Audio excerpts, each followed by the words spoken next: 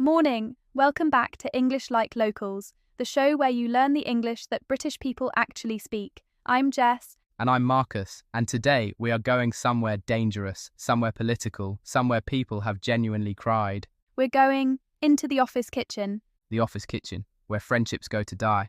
where careers get quietly ended over a carton of milk, Because here's the thing about the office kitchen, there are rules, loads of them, and not one of them is written down anywhere. not one. Not being funny, but nobody hands you a rule book. You just break a rule, and suddenly, the whole office hates you, and you don't even know what you did.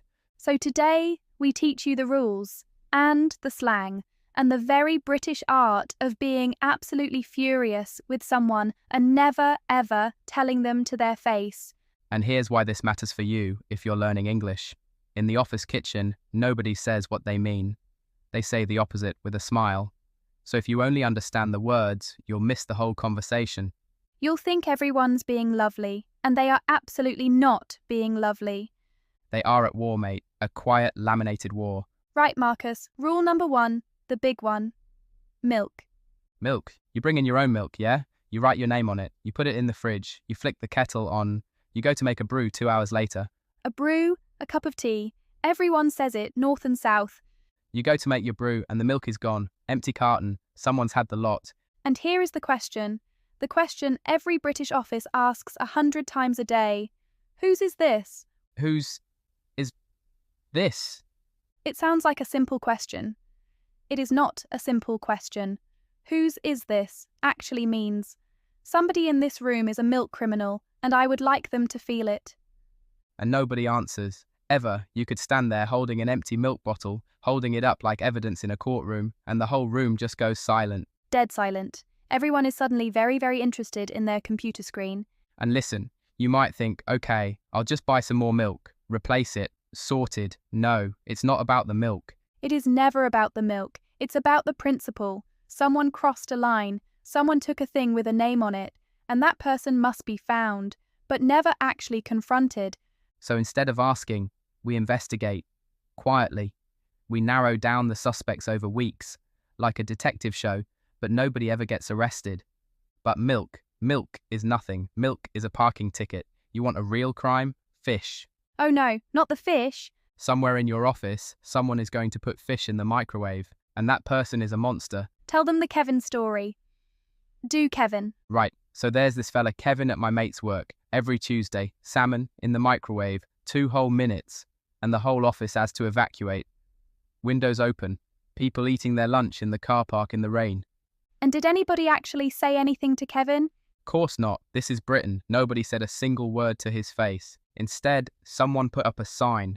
A sign. Hold that thought, because the sign is a work of art. We're coming back to the sign. Next rule, the mugs. Ah, the mugs. You go to make your brew, you open the cupboard, no clean mugs, not one, because they're all in the sink, full of cold coffee, from about 1998. And nobody washes them. Everyone walks past, everyone sees the mugs, everyone thinks, not my problem, and legs it out the door. There's always one person having a mare about it, though.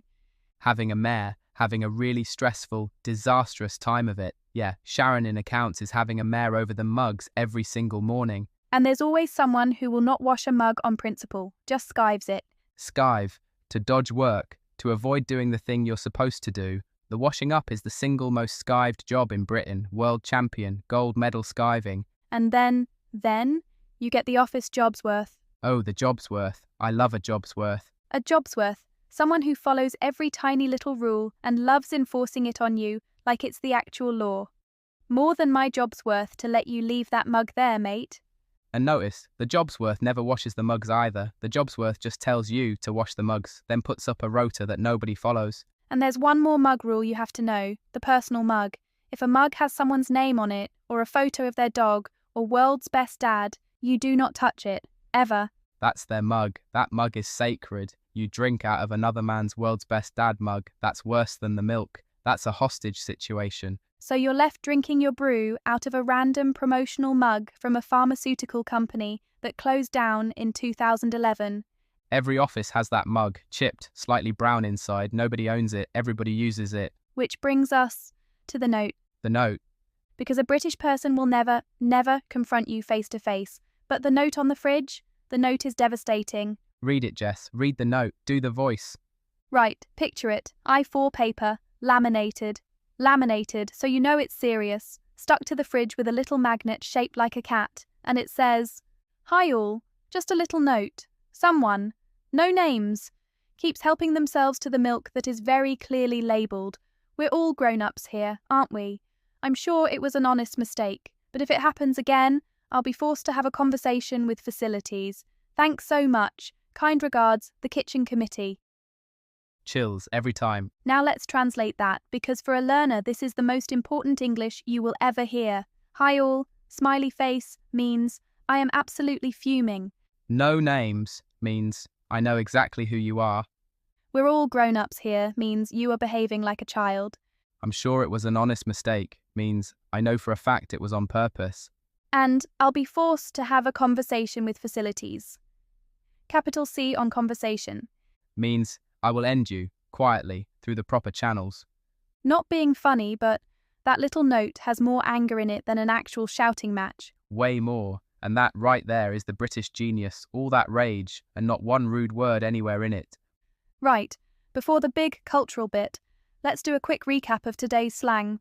Repeat after us if you like. A brew. A cup of tea. Fancy a brew?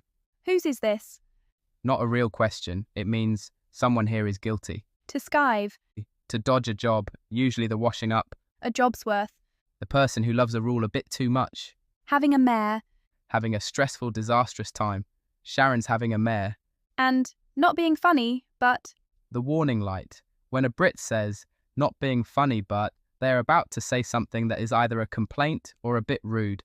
Brace yourself. not being funny, but that was my milk. See? Softens the blow.